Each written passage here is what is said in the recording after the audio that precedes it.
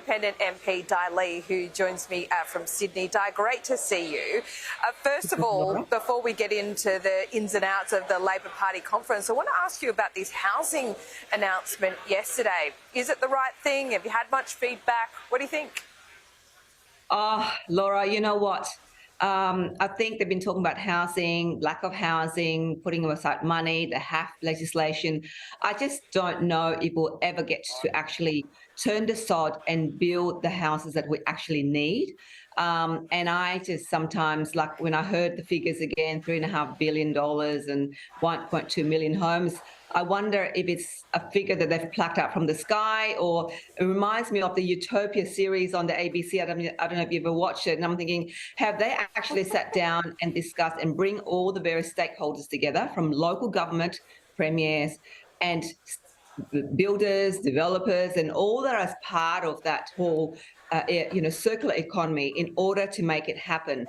Federally, as you know, we provide the federal sphere provide money, funding.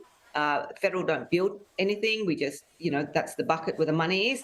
And it's state and local government that's supposed to deliver on the infrastructure and things such as housing. So I think the more that people talk, but actually not bringing people together to work and start planning, it's not going to happen. And we're not going to see any houses going to be built.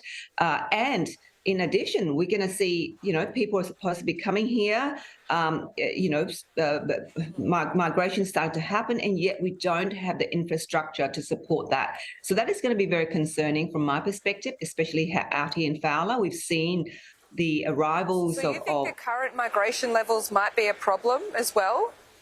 Look, I think it will be an issue if there's not enough infrastructure in place. And because we're spending so much time talking and the policy, being stuck in this House and in the Senate, and nothing is actually happening.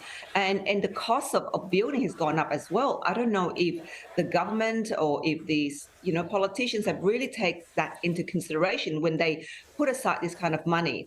So there's so many things that I don't believe, politicians have really sat together and talked with those who are actually making it happen to see how viable is it to deliver on the housing needs that we desperately need.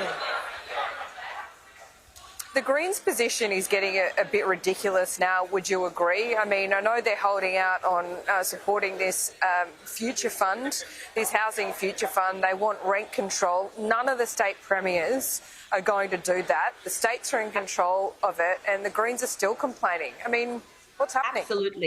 Absolutely, Laura. I think that, look, obviously the Greens have their own position and that's their philosophy. But I think if you get down to the grassroots level and talk to the people, talk to those who are needing homes, talk to the builders, talk to the developers, talk to the financiers who's going to finance all of this, talk to all of that to see how viable what they're demanding, in terms of for the government to do.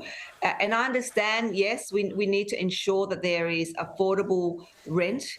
42% of the people in Fowler rent. So I actually feel that pain for my community here, and I understand the need to reduce, make it affordable. However, to make it affordable, we have to have the supply, and to have the supply, we need to actually make sure that there are local government and state premiers are having a plan in place to work with developers to ensure that these housing stock will be built and can be delivered for the community. And so the more that we spend talking, having these big conferences and gathering and talking about the problem, we know the problem.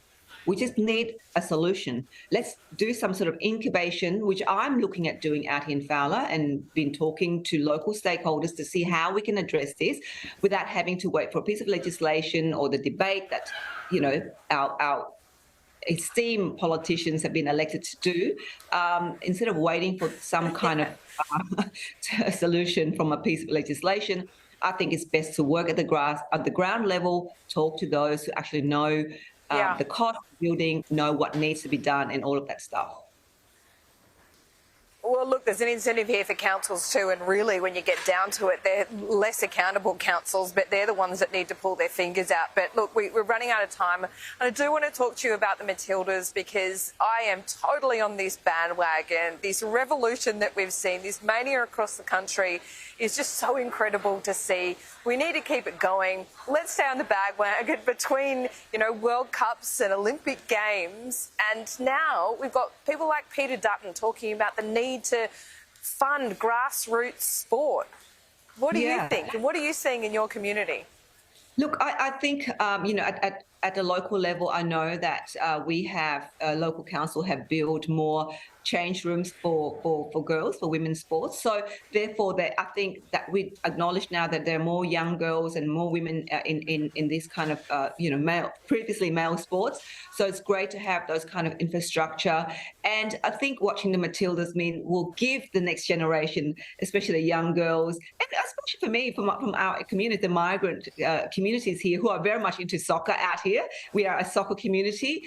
The belief that they can also make it. So, to have the World Cup here and the Matildas set history, really, having the World Cup played here in our own backyard, which is a wonderful achievement. Despite the loss last night, it was disappointing, but that terrific goal there, I thought, oh my God, we can of course not, but unfortunately, I'm sure they will continue on this another few games coming up. So I'm sure that they will continue to give their best.